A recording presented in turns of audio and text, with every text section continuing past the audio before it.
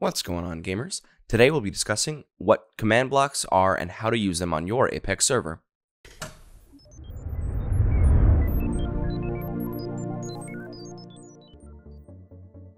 Before we get started, don't forget to like, subscribe, and ring the notification bell in order to stay updated on all of our Minecraft videos. A command block is a unique block in Minecraft that can be used to execute console commands when activated by redstone. These blocks are extremely useful for small tasks with a few commands, or even massive adventure maps with a ton of different triggered events using command blocks. The only limit will be your imagination when it comes to command block creations. In this guide, we will go over how you can access command blocks, as well as what all the different settings and configuration options do within the block itself.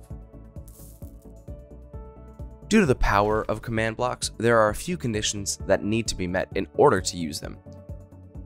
You need to enable them in your personal server settings, be opt, and lastly, be in creative mode to place them down. First, head to your Multicraft control panel and select the Config Files tab on the left-hand side. Next, select Server Settings, which will be at the top of the page. From here, you can scroll down to the page until you find the Enable Command Blocks. Set the setting to Enabled and then click Save. Finally, you can restart the server to allow the settings to take effect. And you can check by going back to the main page of your panel and making sure that your server is online. To get command blocks, you won't find these blocks like you normally would in any other creative setting. In order to get the type of block, you must use the give command. In order to access this command, you will need to be an OP on the server. If you're not already an op on the server, head to the Multicraft panel console and issue the following command, OP, and then your username. Be sure not to use the / as any input in the console will already be considered a command. Once you have op status on your server, you'll be able to issue the proper command to give yourself a command block.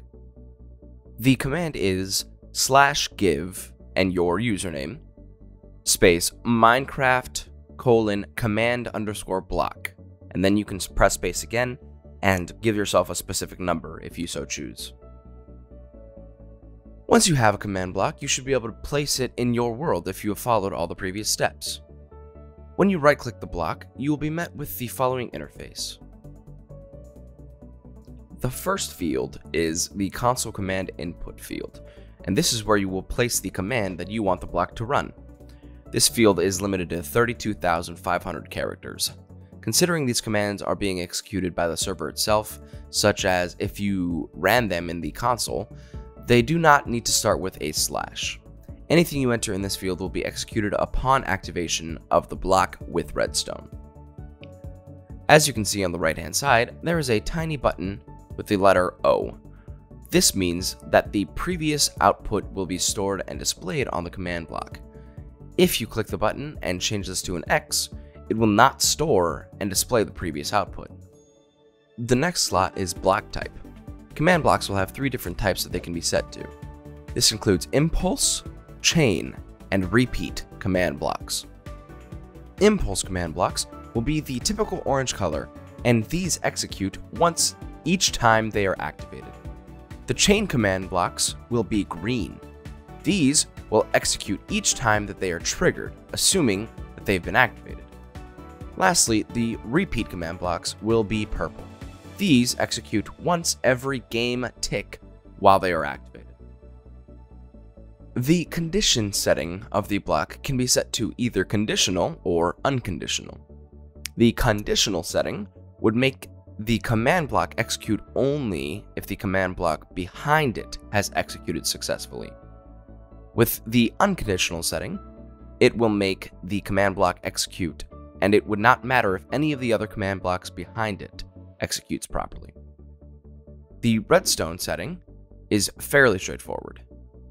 When the needs redstone state is on in the command block, it can only be activated with redstone. In the always active state, the command block will always be active even without a redstone signal. The command we'll be going over will be a simple one to give a random player cookies. For this, you'll need 4 command blocks. The first one will be a normal impulse one, and the rest of them will be set to chain command blocks. Next, make sure that the redstone power is set to always active in the interface on the last 3. From there, make sure to have the arrows pointing in the same direction, and your setup should look something like mine. From here, the first command block will need to type this in. /tag space @r space add space cookie. The next command block will have this command. /give space @a left bracket tag equals cookie right bracket space Minecraft cookie space 5. Once you're done typing all of that up, go ahead and hit done. The third command block in the setup will have the following command.